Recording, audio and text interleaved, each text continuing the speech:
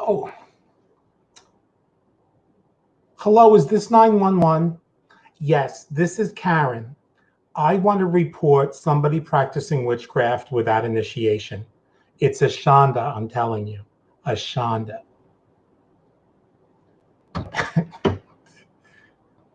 Okay, so maybe I've been itching to do that for a long time, and I'm definitely not taking the hairpiece off right now. But tonight, we are going to take a look and tackle a topic that might be a hot button for a lot of people out there. So whether you are somebody who believes that initiation is essential to an effective practice of magic or the occult, or if you're somebody who finds that people who make those kind of suggestions to be arrogant, spiritually immature windbags, you're going to want to tune in. More on that when we come back.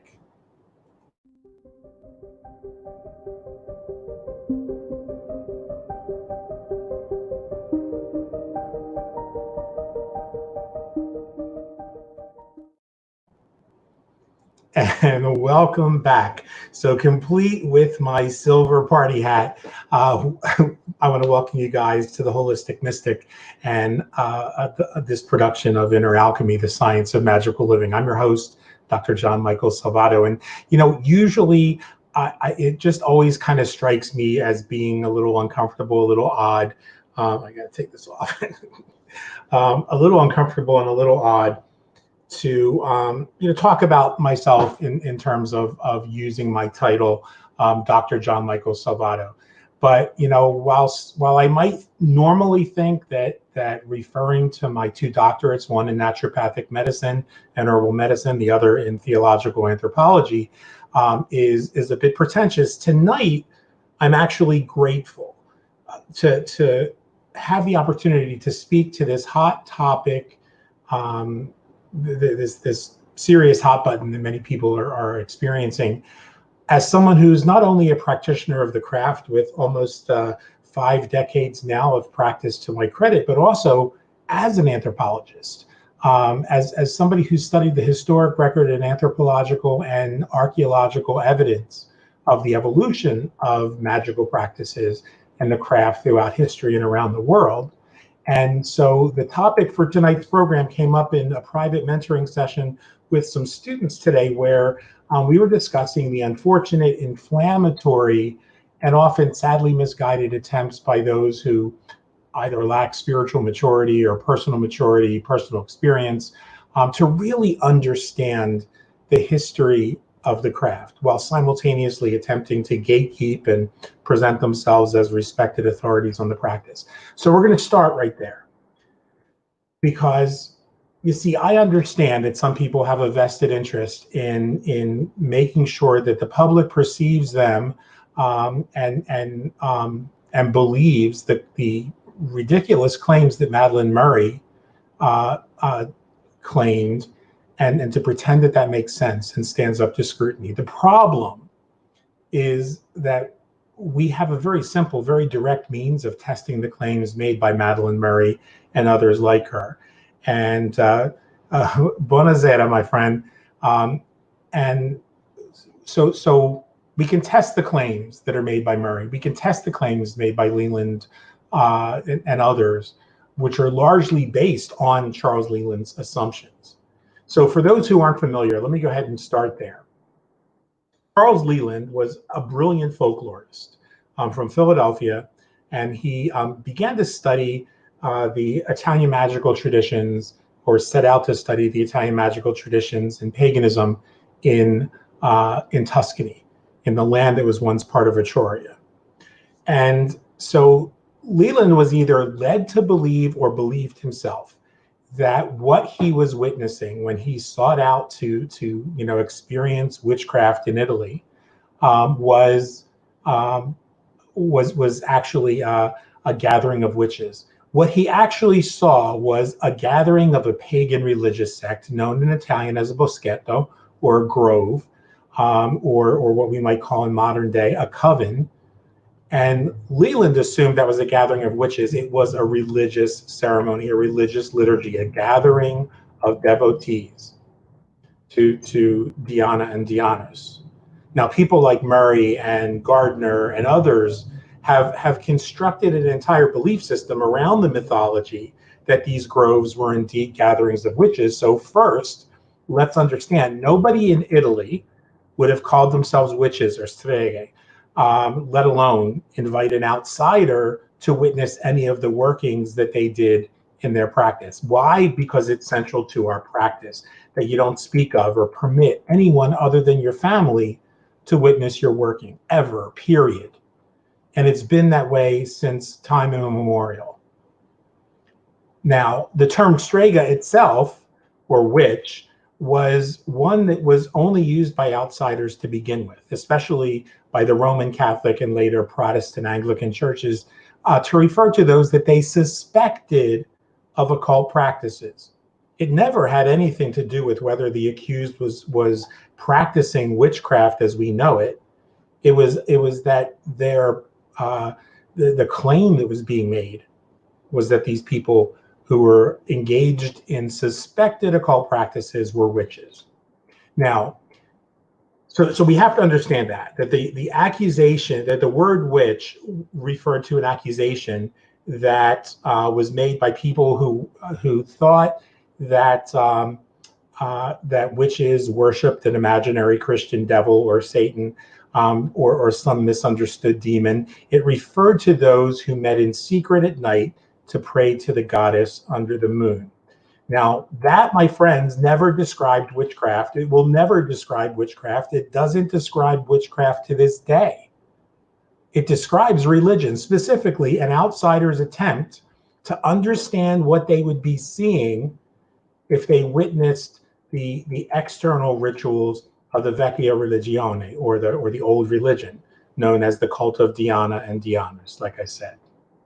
And Leland unknowingly proved that point that I just made when his somewhat imaginative Gospel of Aradia, or the Vangelo, described the superficial presentation, what an outsider would see in the Dionic liturgy, an ancient religious ritual that has been practiced in some Greco-Roman communities for thousands of years, and allegedly was practiced even in Etruria. And yes, I know what I'm talking about because I was initiated into the old religion when I was a teenager, and I progressed to a significant leadership role in the Vecchia Religione. I also had the privilege to, over the course of my life, especially as a teenager, to study with Dr. Leo Martello and Herman Slater and Eddie Baczynski, who would share with me how so many of the initiatory pagan communities would rely on liturgies or liturgical rites that were very similar to the Vecchia Religione, especially to an outsider who was looking in. So let me explain something that doesn't get spoken of very much. You know, everything from the neo-pagan initiatory sects and covens to the sacraments of the Roman Catholic, Orthodox, and Anglican and Episcopal traditions in churches have roots in the same approach to magic and liturgical teaching, or theosophy, and that's known as the mystery school. At the very heart of every initiatory path known to humanity is the concept that the adept or the master instructs the initiate in the foundational principles at first, and then over time, layer upon layer of meanings become revealed as the student progresses and is ready. But the actual value to the initiate in those traditions comes from revealed personal gnosis, not from the instruction that they're receiving from the adept or from the master. What I mean is that initiation is pointless if the initiate doesn't do the work to reveal that which resides in him or her or them in terms of the indwelling sacred intelligence, creative mind, or the source. Now, during my 16 years of being a bishop, I would instruct the men and women preparing for ordination to understand that their ordination, the act of laying hands and anointing them with oil and wrapping their hand, binding their hands, would be little more than liturgical drag unless they did the work for personal transformation. The real magic would only occur during that ordination if they did that work. So when I anointed the third eye in the hands of the ordinand, some experienced the power within them awakening or turning on, and others clearly didn't. The ones who did the work were the ones who did. Now, many people from around the world in the circle or the experience of covens across America especially have been lately crowing on and on about how important it is to enter the craft via ritual initiation like they were.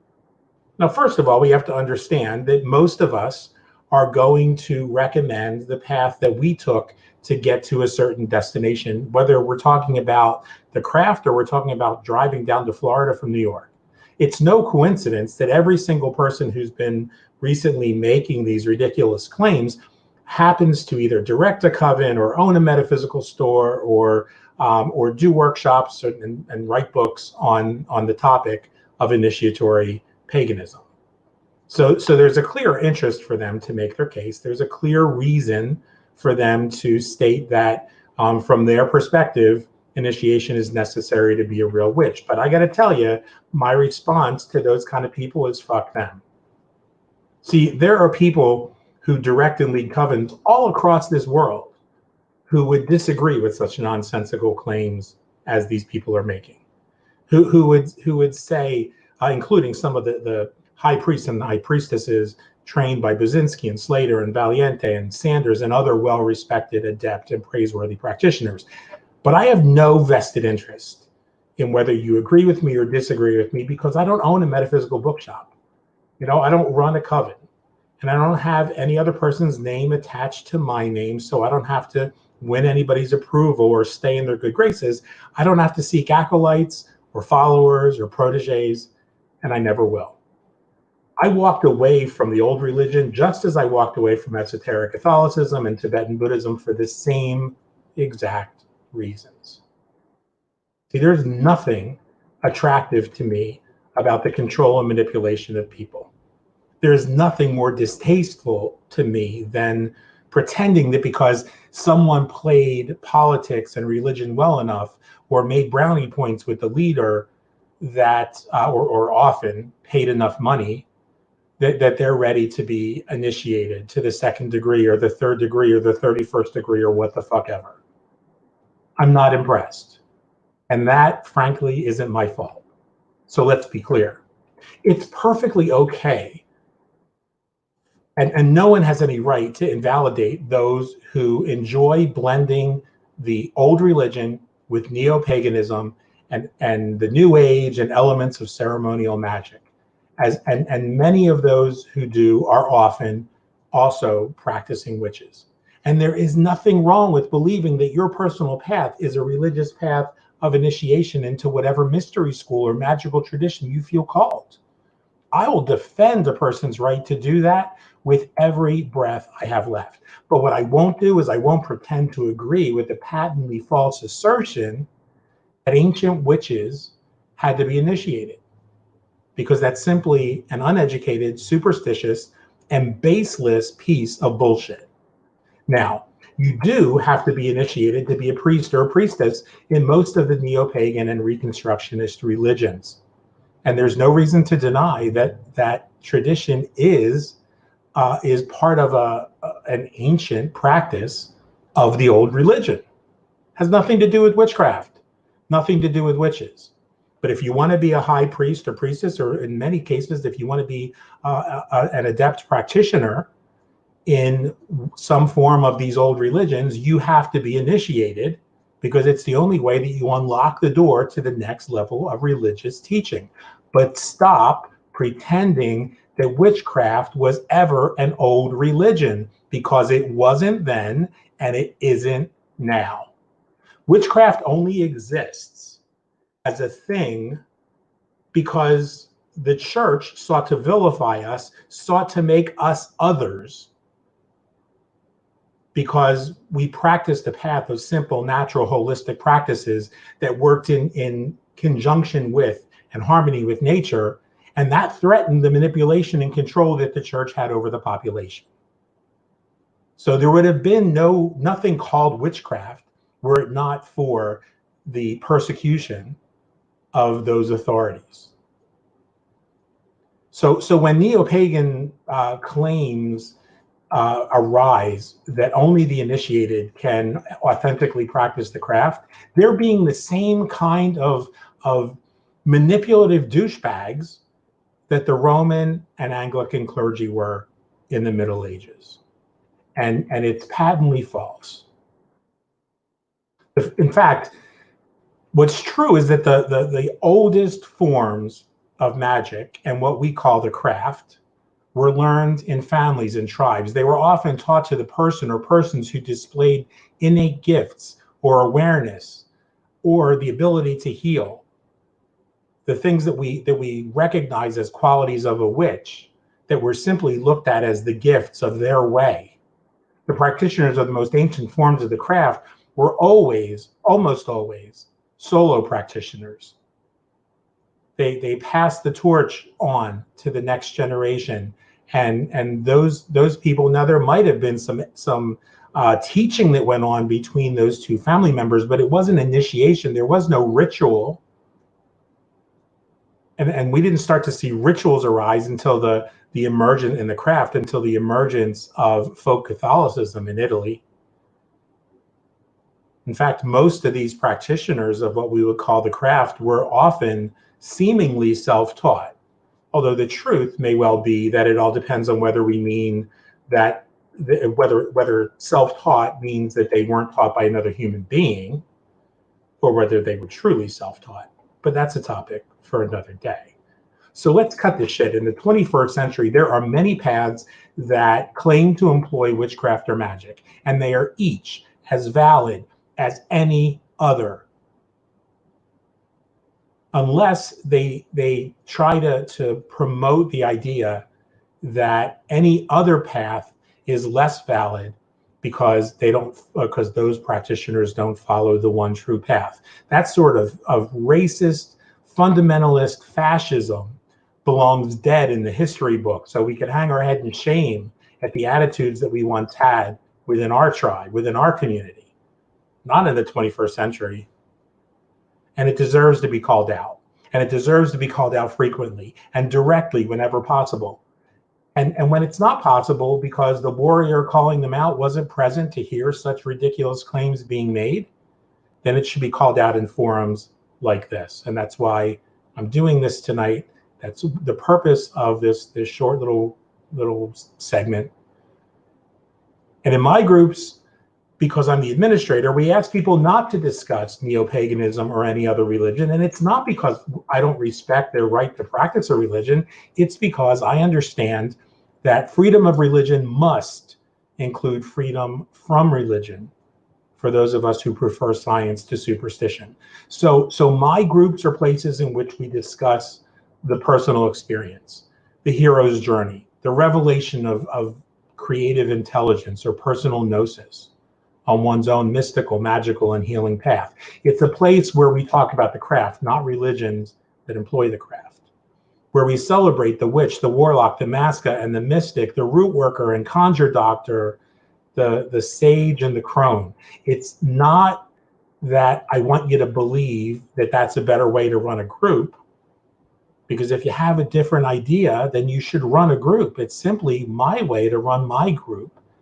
And I'm one who will always celebrate and often participate in other people's groups that take completely different approaches.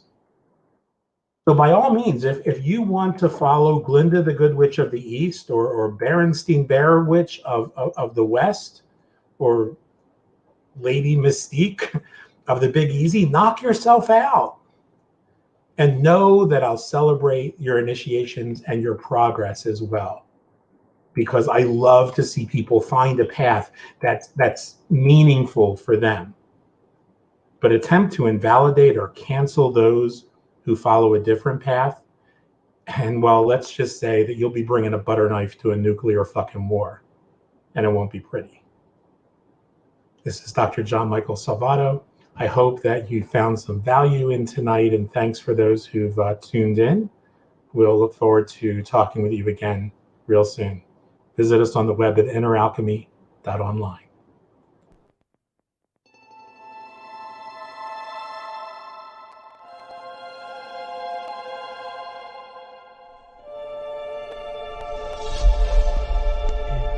alchemy.